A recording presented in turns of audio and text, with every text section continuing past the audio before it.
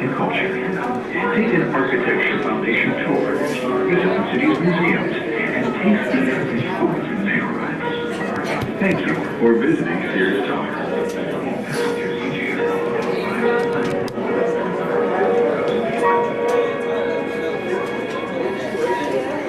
On a visit to Chicago in 1958, the artist Marc Chagall told his thoughts while he lived in America during World War II. He said, I found in America a special... Go there, that's where the bears are. I saw this continuous motion, the coming and going of machines and people. It searched not only of material welfare, but of an ideal... Down there at the water. So many people speaking different languages, mixed together and united in the same youthful aspiration. We hope you will explore how the diverse people of Chicago express their ideals and aspirations in their architecture, history, and culture. Take an architecture foundation tour, visit the city's museums, and taste what? Roosevelt was nominated for the presidency of the stadium 3 times. 10 miles west of the loop is the Village of Oak Park, which contains the world's largest collection of Frank Lloyd Wright architecture, including Wright's home studio, a national landmark. And on the far northwest side of the city is O'Hare International Airport, the world's busiest airport, with an average of 110 arrivals for departures each hour. O'Hare serves more than 50 million passengers each year and provides employment for more than 150,000 people.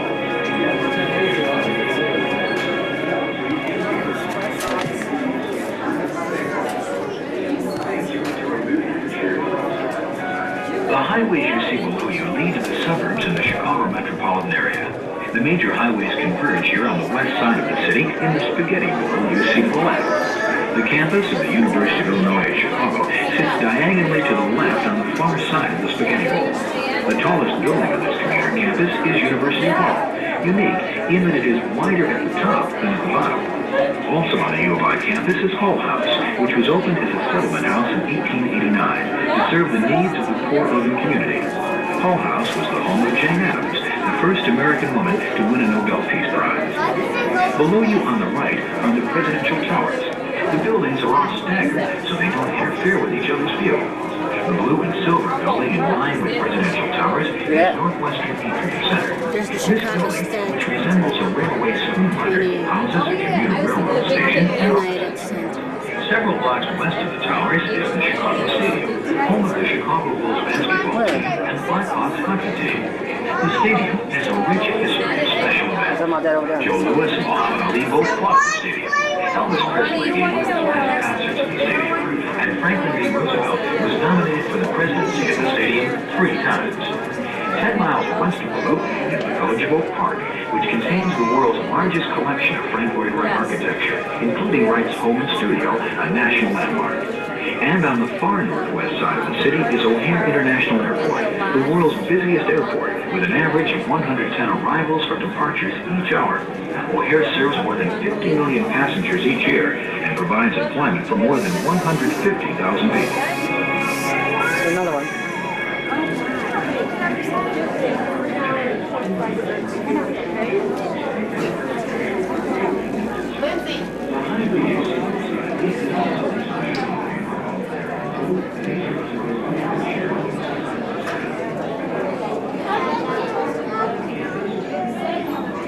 This way.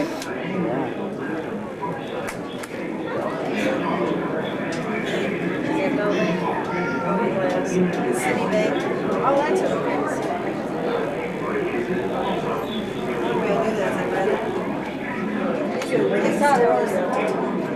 I saw that when we filmed downstairs. Come down here.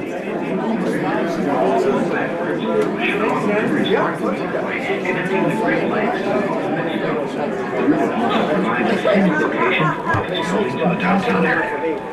Directly below you on your left stand the twin red granite towers of the Chicago Mercantile Exchange, distinguished by the zigzag corners. The Chicago Mercantile Exchange, which started as a butter and egg exchange, is today the world's leading center for futures and options trading.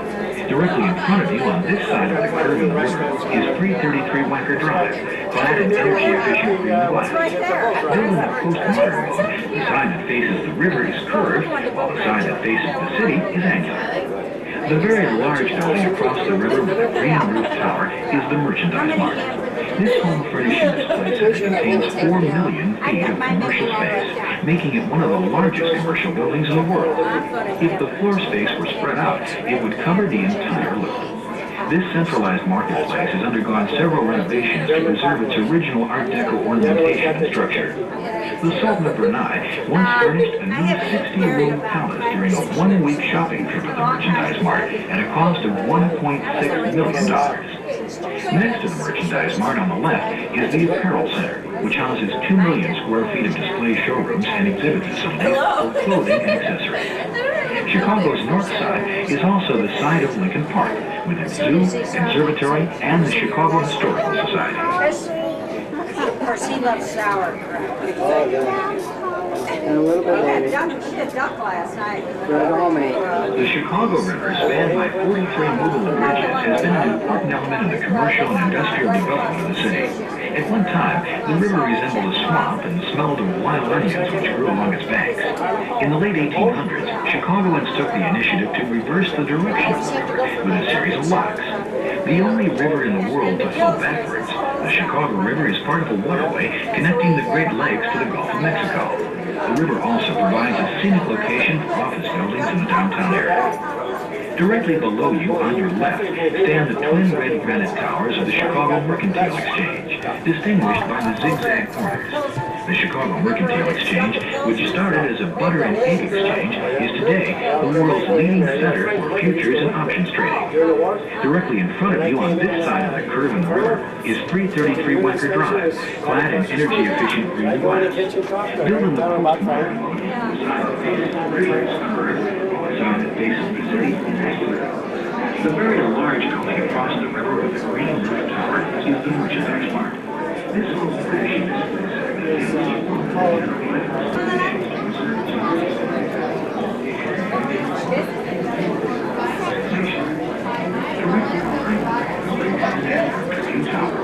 This guy is the house of the Chicago's piers. Take a picture?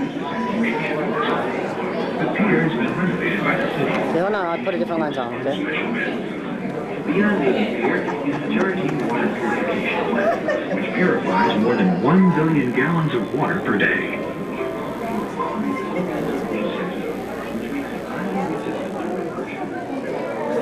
Chicago's central city area is called the Loop because of the loop made by the elevated trains and before that cable cars around this area. The Loop contains the LaSalle Street Financial District and the State Street Shopping Mall, as well as many examples of Chicago's world-renowned architecture, from its classic and Gothic buildings to the distinctive design of the Chicago School, inspired by Louis Sullivan, and the Prairie School of Frank Lloyd Wright. Two important buildings that are not visible to you are the Rookery, an example of the early Chicago School, and the Monadnock Building, the tallest wall-bearing structure in Chicago. Below you on the left, you see the 8-story spire of the Chicago Temple of the First United Methodist Church. Stained glass windows at ground level of this French Gothic structure depict the history of the church. The tall building diagonally to the right of the church spire is the First National Bank Building, the exact geographic center of the loop. If you look at its base, you'll notice an inward curve from bottom to top. The Four Seasons, a three-dimensional stone and glass mosaic donated to the city by the artist Marc Chagall, stands in First National Bank's outdoor plaza. The white pointed building to the left of First National Bank is Associate Center, which has a sloped glass roof facing the lake on the opposite side. The very tall white building toward the lake is the Yamaco Building, the fourth tallest building in the world. The 33,000 marble slabs that cover the surface are from the same region in Italy from which Michelangelo obtained marble for many of his sculptures. Diagonally to the left and toward the lake is the curved black glass Lake Point Tower, the tallest freestanding apartment building in the world. Extending into the lake from Lake Point Tower is Navy Pier, originally used as a commercial shipping facility. The pier has been renovated by the city for recreational use and special events. Beyond Navy Pier is the Georgine water purification plant, which purifies more than 1 billion gallons of water per day.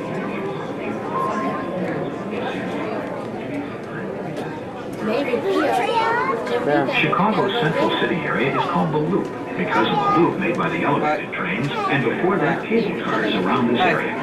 The Loop contains the LaSalle Street Financial District and the State Street Shopping Mall, as well as many examples of Chicago's world-renowned architecture. Hey, Billy, what's the name of that one down there?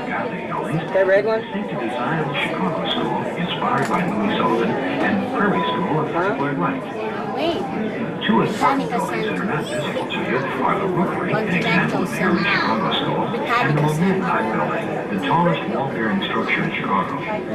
Below you on the left, you see the 8-story spire of the Chicago Temple of the First United Methodist Church. Stained glass windows at ground level of this French Gothic structure depict the history of the church. The tall building diagonally to the right of the church spire is the First National Bank building, the exact geographic center. Look at the planetarium over there. If you look at its base, you'll notice an inward curve from bottom to top. The Four Seasons, a three-dimensional stone and glass mosaic donated to the city by the artist Mark Chagall, stands at the First National Bank's on the plaza. The white pointed building at the First National Bank is Associate Center, which has a sloped glass There's roof facing the lake. what's it called? That's where What's that The museum? very tall white building, one of the latest that's where